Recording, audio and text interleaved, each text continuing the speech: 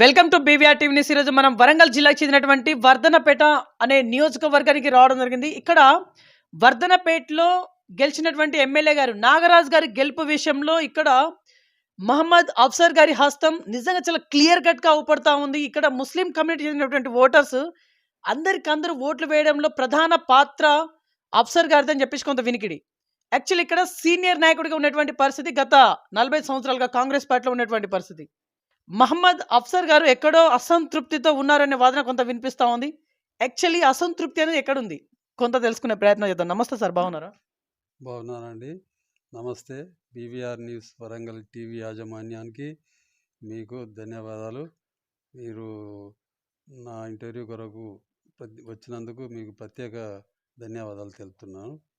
Okay sir, ఇక్కడ నాగరాజు గారు గెలుపు విషయంలో, అంటే మీ ఎమ్మెల్యే గారు, మీ కరెంట్ ఎమ్మెల్యే గారు ప్రజెంట్ గెలుపు విషయంలో మొత్తం అంటే ముస్లిం ఓటర్స్ని ప్రభావితం చేయగలిగిలని చెప్పేసి కొంత వినికిడి మీ గురించి ప్రచారమే జరుగుతూ ఉంది. వాస్తవమా? అవునండి, తప్పకుండా.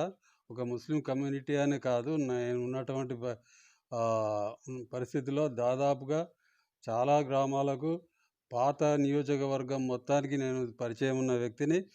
పార్టీలో అనేక సంవత్సరాల నుండి పార్టీ కార్యక్రమాల్లో చురుగ్గా పాల్గొంటూ అనేక కార్యక్రమాలు చేసిన వాడిగా నాకు ఒక ప్రత్యేక గుర్తింపు ఉన్నది.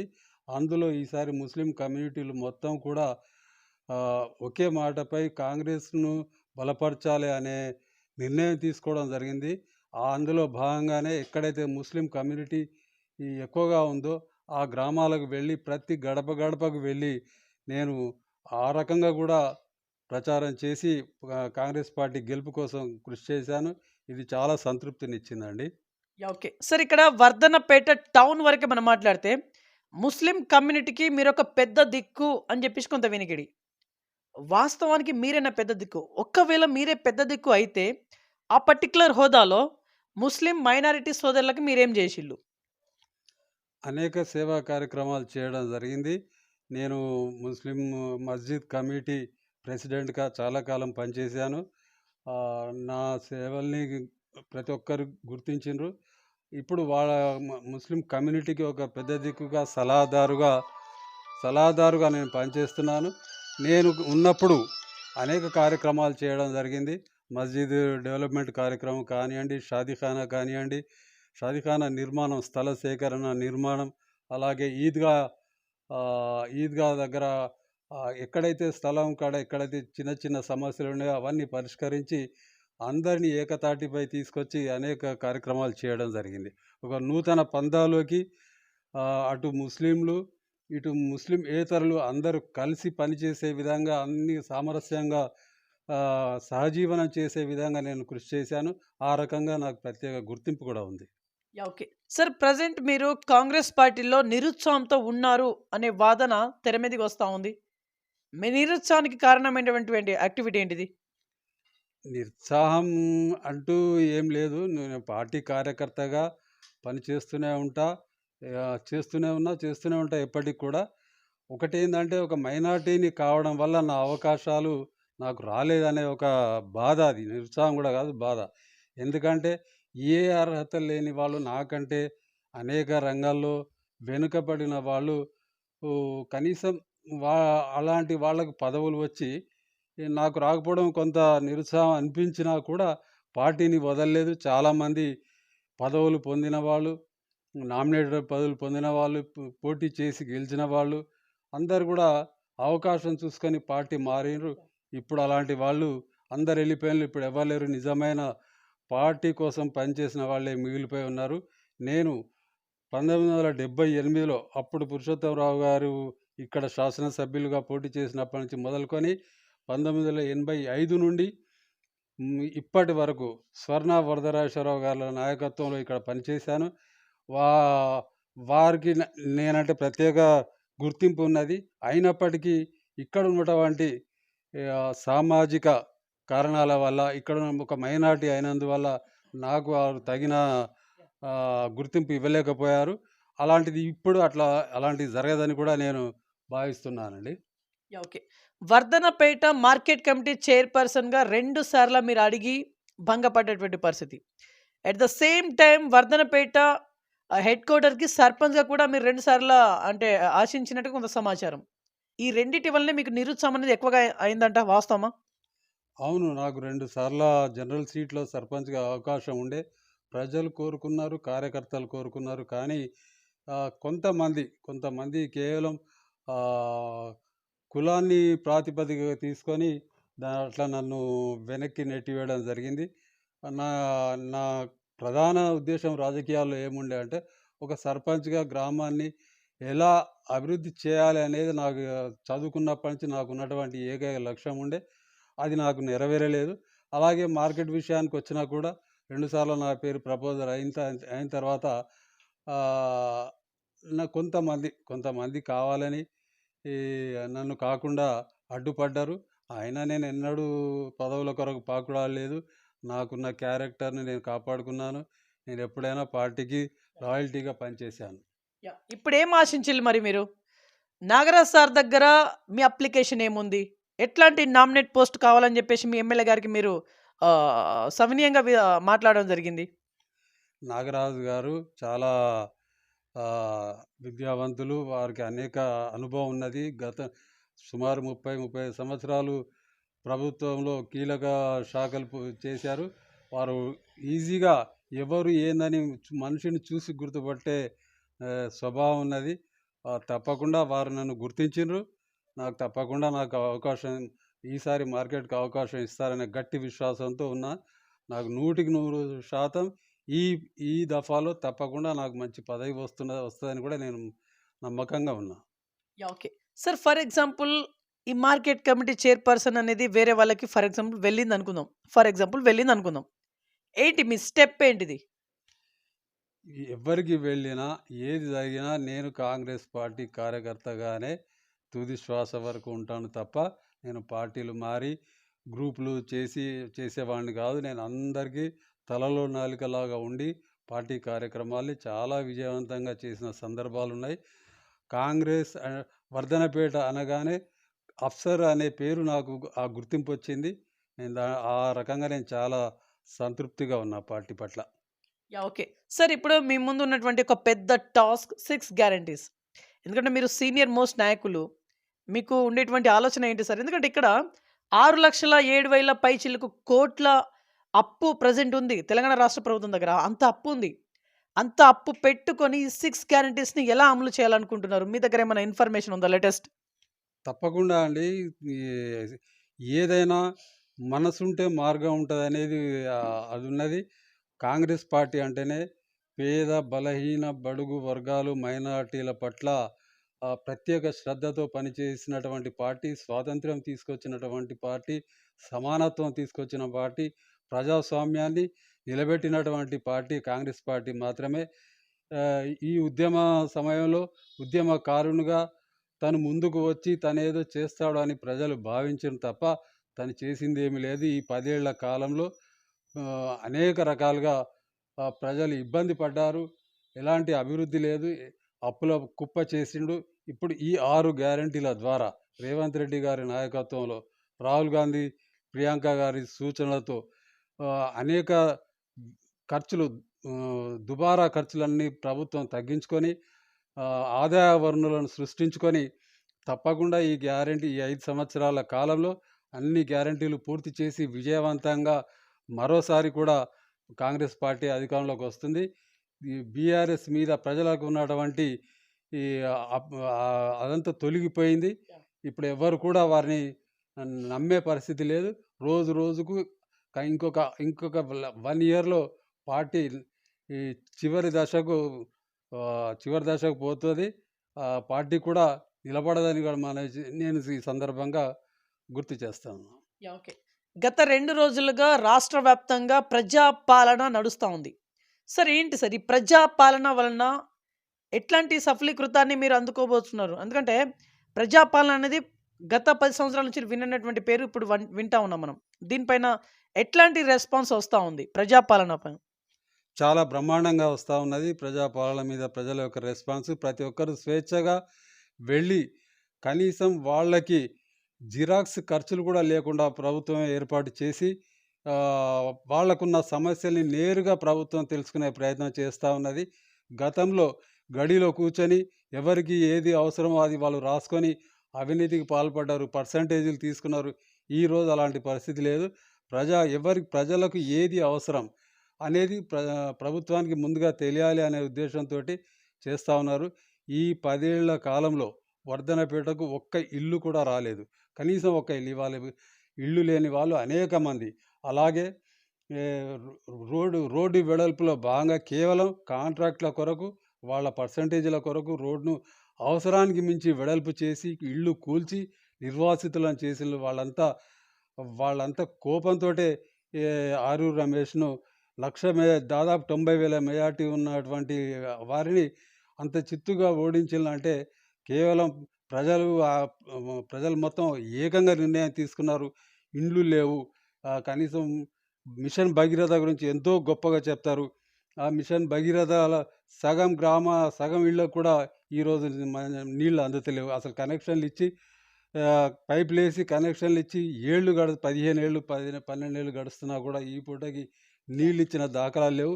అలాగే వర్ధన్నపేట చెరువు, పెద్ద చెరువు, ఆఖరి చెరువు కాకతీయుల నాటి కాలం, దాని తర్వాత నిజాం కాలం నుండి ఎప్పుడు కూడా ఎలాంటి ఇబ్బంది లేకుండా ప్రజలు కాపాడుకున్నటువంటి చెరువును సామాన్యంగా చిన్న బుంగ పడితే దాన్ని పట్టించుకోకుండా పెద్దగా చేసి చెరువు కట్ట తెగిపోయి కొట్టుకుపోయి 4 సంవత్సరాలైంది.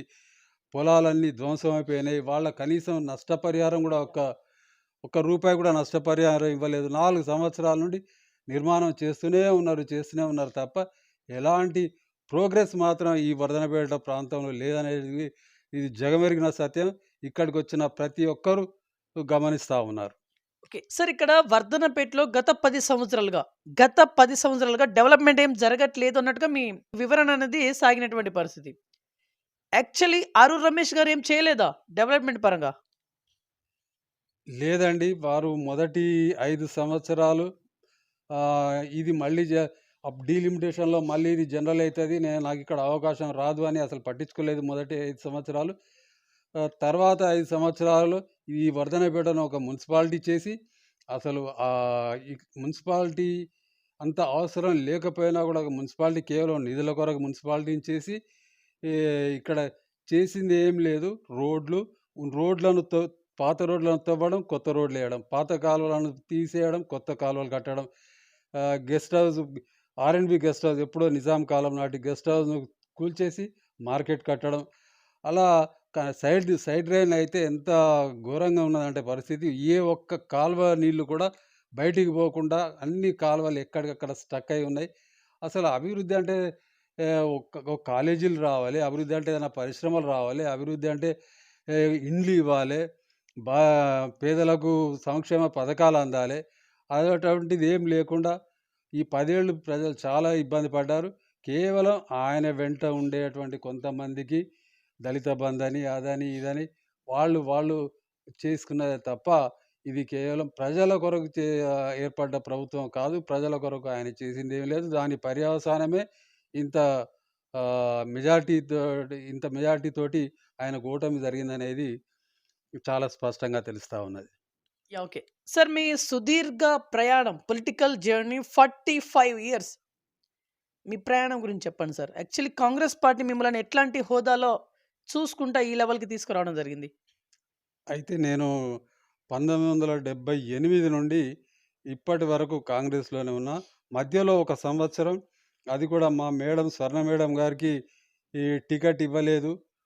టికెట్ ఇవ్వకుండా వేరే వాళ్ళకి టికెట్ కేటాయిస్తే, ఆ కోపంగా మేమందరం కొంతమంది వారికి అభిమానంగా ఉన్నటువంటి కొంతమంది మేము పార్టీకి రాజీనామా చేసినాం. తిరిగి 2, 3 నెలల తర్వాత మళ్ళీ కాంగ్రెస్ సొంత గూటికి వచ్చినాం తప్ప, ఎప్పుడు కూడా వేరే పార్టీకి పని చేయలేదు. ఒక ప్రధాన ఉద్దేశ్యం ఏందంటే, కాంగ్రెస్ పార్టీ మాత్రమే దేశ సమగ్రత, సమైక్యత, ప్రజాస్వామ్యం, సంక్షేమం ఇలాంటి స్వేచ్ఛ ఇలాంటి మూల సిద్ధాంతాల మీద కాంగ్రెస్ పార్టీ పనిచేస్తది. ఆ దిశగానే నేను మొదటి నుంచి కాంగ్రెస్ పార్టీకి ఈ ముఖ్య కార్యకర్తగా పనిచేస్తూ వచ్చాను. ఇక ముందు కూడా అలాగే చేస్తాను. యాహ్! ఓకే. సార్ అప్పటి రాజకీయాలకి, ఇప్పటి రాజకీయాలకి ఏంటి సార్ తారతమ్యం? అంటే మీకు అప్పటి రాజకీయాలు నచ్చాయా? ఇప్పటి రాజకీయాలు నచ్చాయా? డిఫరెన్సెస్ ఏంటి? అప్పుడు విలువలతో కూడిన రాజకీయాలుండేది. ఏదైనా ఒక తప్పుడు పని చేయాలంటే ఆ మనస్సాక్షే ఒప్పుకోకపోయేది. ఒకరు పెద్ద మనిషిగా ఎవరైనా ఒక నిర్ణయం తీసుకుంటే దానికి అందరూ కట్టుబడి ఉండేది. మా గ్రామంలో గానీ, నేను చూసిన నియోజకవర్గంలో కానీ, ఈ డబ్బు బ్ పంపిణీలు, ఈ మద్యం పంపిణీలు ఇవన్నీ అటువంటివి ఏమి ఉండేవి కావు.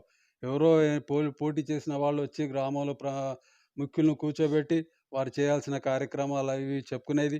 ప్రతి పార్టీ వాళ్ళు అంతే చెప్పేది. ఆ రకంగానే ఎన్నికలు జరిగేది. కానీ ఇప్పుడు కేవలం డబ్బు ప్రవాహం. ఇంత డబ్బు ప్రవాహం ఉన్నప్పటికీ ప్రజలు మాత్రం సరైన టైంలో సరైన నిర్ణయాలు తీసుకుంటున్నారు. ఇప్పుడు ఈ మనస్సాక్షికి విరుద్ధంగా తప్పుడు ఈ తప్పుడు విధానాలతోటి రాజకీయాలు కొంత కలుషితమైన మాట మాత్రం వాస్తవమే. తప్పకుండా ఏదైనా ఒక పీక్ స్టేజ్‌కి వెళ్ళిన తర్వాత తిరిగి మళ్ళీ ఈ గాడిలో పడతది. ఆ రకంగా మళ్ళీ రాజకీయాలు కూడా విలువలు కలిగిన రాజకీయాలు మళ్ళీ వస్తాయి. ఇప్పుడు నేను రాజకీయ నాయకుడిని అని చెప్పుకునే పరిస్థితి లేదు.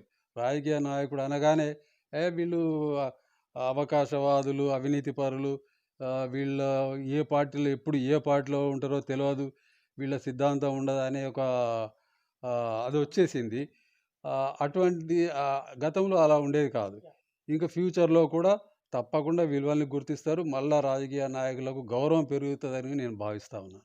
ఓకే. సార్ ఇక్కడ వర్ధన్నపేట వరకే మనం మాట్లాడితే, ముస్లిం మైనారిటీస్‌కి మీరేమైనా చెప్పాలనుకుంటున్నారా? ఎందుకంటే మీరు ఒక 15 సంవత్సరాలు పెద్ద దిక్కుగా కొనసాగిల్లు. మీ ముస్లిం కమ్యూనిటీ సోదరులకి ఏమైనా చెప్పాలనుకుంటున్నారా? ఇక్కడ వాళ్ళకే. వర్ధనపేటకి నేను మండల్ కోఆప్షన్ మెంబర్‌గా గూడా పనిచేసిన.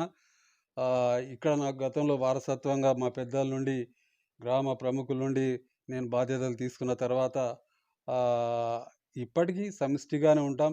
సరే రాజకీయాల ఎలక్షన్‌లొచ్చినప్పుడు ఏదో కొంతమంది ఈ వేరే వేరే పార్టీల కార్యక్రమాలు చేసుకున్నా కూడా నే అందరికి కూడా నేను ముఖ్య సలహాదారుగా ఎవరికి ఏ సమస్య ఉన్నా నన్ను సంప్రదిస్తారు. నేను గూడా వాళ్ళకు ఆహ్, నిస్వార్థంగా, నిజాయితీగా వాళ్ళకి పని చేస్తా. అది అందరికీ తెలుసు. గ్రామంలో ఈ ఒక ముస్లిమే కాదు ప్రతి ఒక్కరికి తెలుసు.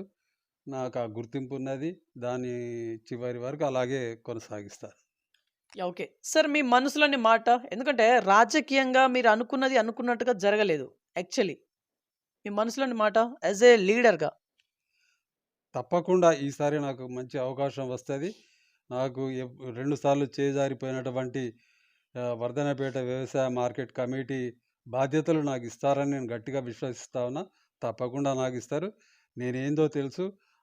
ఇప్పటికి అనేక గ్రామాల కార్యకర్తలు కూడా అందరూ నన్ను ప్రోత్సహిస్తున్నారు. తప్పకుండా ఈసారి అవకాశం తీసుకోవాలని చెప్తా ఉన్నారు. వారి ఇంట్రెస్ట్ ప్రకారంగా మా నాయకుడు కూడా స్వంతంగా తన ఇష్ట ప్రకారంగా చేసే నాయకుడు కాదు. అందరిని సంప్రదిస్తారు. అందరిని సంప్రదించి ఎవరైతే పార్టీకి పనికొస్తారు, ఎవరైతే పార్టీకి లాభం చ ఎవరైతే పార్టీకి ఈ సేవ చేస్తారు. మళ్ళీ త ఎన్నికలనేవి ఇది నిరంతరం జరిగే ప్రక్రియ. రేపటి ఎన్నికల కోసం, రేపు జరగాల్సిన కార్యక్రమాల కోసం ఎవరైతే బాగుంటదనే ఆలోచన వారికున్నది. తప్పకుండా నాకు అవకాశం ఇస్తారు. నాకు ఆ విశ్వాసం ఉన్నదండి. ఓకే. సార్ ఏం చేయాలనుకుంటున్నారు సార్? ఆ పర్టిక్యులర్ హోదాలో మార్కెట్ కమిటీ చైర్‌పర్సన్ మీరు అడుగుతా ఉన్నారు. ఒకవేళ మీకే వరించింది అనుకుందాం. ఫర్ ఎగ్జాంపుల్ మీకే వరించింది. ఫర్ ఎగ్జాంపుల్ వరించింది. ఏం చేయాలనుకుంటున్నారు? ఎట్లాంటి డెవలప్‌మెంట్‌ని మీరు చూడాలనుకుంటున్నారు?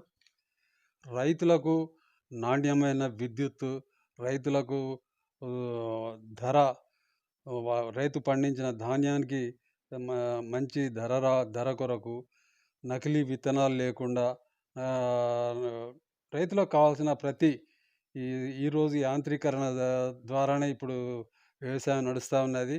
ముఖ్యంగా లేబర్ షార్టేజ్, అసలు ఎవరు పని చేయడానికి ముందుకు రావట్లేదు. అటువంటి పరిస్థితిలో యంత్రాల ద్వారా చేపట్టేటువంటి వ్యవసాయాన్ని ఆధునిక వ్యవసాయ రంగంలో మా ప్రాంత రైతులను తీసుకుపోయి ఈ వాళ్ళను వాళ్ళు పడుతున్న ఇబ్బందుల నుంచి వాళ్ళని గట్టెక్కించే ప్రతి కార్యక్రమాన్ని నేను తీసుకుంటా. వారికి సేవ చేసి ఒక ప్రత్యేక గుర్తింపు కూడా పొందుతా అనే విశ్వాసం నాకుందండి. ఓకే. సార్ ఇంటర్వ్యూ కంక్లూడ్ ఇచ్చేసే ముందు last and finally Congress party senior నాయకుడిగా ఫైనల్లీ ఏమన్నా చెప్పి ముగించాలనుకుంటున్నారా? ఫైనల్ వన్ ఇక. ఒకటే నాయకత్వం ఏందంటే, కష్టపడ్డ వాళ్ళని గుర్తించాలే. ఎలాంటి గ్రూప్‌లకు, తగాదాలకు తావు లేకుండా సమిష్టిగా కాంగ్రెస్ పార్టీ అభివృద్ధికి పనిచేయాలే. ముఖ్యంగా ఆహ్, పార్టీ కొరకు పనిచేసే వాళ్ళను, కష్టపడే వాళ్ళను తప్పకుండా వాళ్ళకి అవకాశాలు కల్పిస్తేనే తర్వాత తరం వాళ్ళకొక భరోసా కలుగుతుంది. ఏందంటే, అరే ఫలానా అఫ్సర్ ఇంతకాలం కష్టపడ్డా, తనకు గుర్తింపొచ్చింది. రేపు నేను గూడా పనిచేస్తే భవిష్యత్తులో నాకు గుర్తింపు వస్తదని ఒక భరోసా కల్పించడం కొరకైనా తప్పకుండా నన్ను గుర్తించాల్సిందిగా నేను మా నాయకత్వాన్ని కోరుతా ఉన్నా. తప్పకుండా నాకైతే విశ్వాసం ఉన్నది. ఎందుకంటే నాతో సమానంగా పనిచేసిన వాళ్ళు, ఆహ్, నా నాతో కలిసి పనిచేసిన వాళ్ళు అసలెవరు లేరిప్పుడు. చాలామంది అవకాశవాదులు అవకాశం తీసుకొని పార్టీలు మారిళ్ళు, పదవులు చేసి, అనేక పదవులు చేసి, పదవులు ఎప్పుడైతే టీఆర్ఎస్ వచ్చిందో అందరూ వెళ్ళిపోయినరు. ప్రస్తుతం అసలైన సిసలైన కాంగ్రెస్ పార్టీ మాత్రమే ఉన్నది ఈ నియోజకవర్గంలో. దానికి ముఖ్యంగా వరదరాజేశ్వరరావు స్వర్ణ గారు కూడా, వారు కూడా పార్టీని పట్టుకొని మొదటి నుంచి, సరే వారికి కూడా ఎలాంటి పదవులు రాలేదు. దురదృష్టం. ఈ ఈ ఈ దఫాలో వారికి తప్పకుండా ఏదైనా మంచి పదవి రేవంత్ రెడ్డి గారి నాయకత్వంలో వస్తుందని కార్యకర్తలుగా ఆశిస్తూ ఉన్నాం. మా ఎమ్మెల్యే గారు కొత్తగా వచ్చినా కూడా ఎంతో అనుభవంతో పనిచేస్తున్నారు. తప్పకుండా వారు గుర్తిస్తారు. అందరికీ సముచిత స్థానం కల్పిస్తారని కూడా ఈ సందర్భంగా నేను కోరుతా ఉన్నాను. అలాగే మొన్న జరిగినటువంటి శాసనసభ ఎన్నికల ప్రచారంలో భాగంగా నాకు ఏఐసిసి నుండి ప్రత్యేకంగా వర్ధనపేట నియోజకవర్గ అబ్జర్వర్గా నన్ను అపాయింట్ చేసిండ్రు. నియోజకవర్గ పరిస్థితులు ఎప్పటికప్పుడు వాళ్ళకు వాట్సాప్ ద్వారా పరిస్థితులన్నీ వాళ్ళకు పంపడం కూడా జరిగింది. ఏఐసిసి నుండి నాకు అలాంటి బాధ్యత ఇచ్చినందుకు నేను ఎంతో గర్వపడతా ఉన్నానండి. ఓకే సార్, యాక్చువల్లీ ఇంకో క్వశ్చన్ మిమ్మల్ని అడగాలనుకుంటున్నా. సామాజిక సేవల విషయంలో మీ ప్రాముఖ్యత ఎంత ఉంది ఇక్కడ? నేను వర్ధనపేట యూత్ క్లబ్ ప్రెసిడెంట్గా, వర్ధనపేట యూత్ అసోసియేషన్ ప్రెసిడెంట్గా పనిచేసి అనేక సామాజిక కార్యక్రమాలు చేపట్టడం జరిగింది. వరుసగా చాలా సంవత్సరాలు జిల్లా స్థాయి టోర్నమెంట్స్ ఈడ నిర్వహించడం, తెలంగాణ స్థాయి కార్యక్రమాలు తీసుకోవడం, అలాగే భారతీయ నాటక కళా సమితి అని మా వర్ధనపేటలో 50 సంవత్సరాల క్రితం అప్పటి స్వర్గీయ ఈగ శ్రీహరి గారు వారు స్థాపించినటువంటి భారతీయ నాటక కళా సమితి, అదొక సంస్థ. నాటక పోటీలు జరుగుతూ ఉంటాయి ప్రతి సంవత్సరం. శివరాత్రికి అనేక కార్యక్రమాలు జరుగుతూ ఉంటాయి. అయితే అప్పటి నుండి ఇప్పటి వరకు నేను అందులో కార్యదర్శిగా, కార్యవర్గ సభ్యునిగా, కార్యదర్శిగా, ఉపాధ్యక్షునిగా నేను కార్యక్రమాలు చేసిన భారతీయ నాటక కళా సమితి రాష్ట్ర స్థాయిలో జరిగే కార్యక్రమాలు ఇప్పుడు అంతరాష్ట్ర స్థాయికి ఎదిగింది. ఈ సంవత్సరం 50 సంవత్సరాల డైమండ్ జూబ్లీ కూడా దానికి ప్రణాళిక రూపొందించి చాలా ఘనంగా నిర్వహించాలనేటువంటి కార్యక్రమం చేపట్టడం జరిగింది. నేను సమాజ సేవలలో ప్రతి విషయాల్లో వర్ధనపేటలో ముఖ్యంగా అందరితో కలిసి ఒక అడుగు ముందుండి పనిచేశాను తప్ప ఎప్పుడు కూడా నేను వెనకకు పోలేదండి. ఓకే, సో చూశారు కదండి, ఇది ఇవాల్టి ఇంటర్వ్యూ. నెక్స్ట్ మరొక ఇంట్రెస్టింగ్ మరి ఇంపార్టెంట్ మీ ముందు చూసినాను. BVR TV news. Until then bye, take care. Thank you.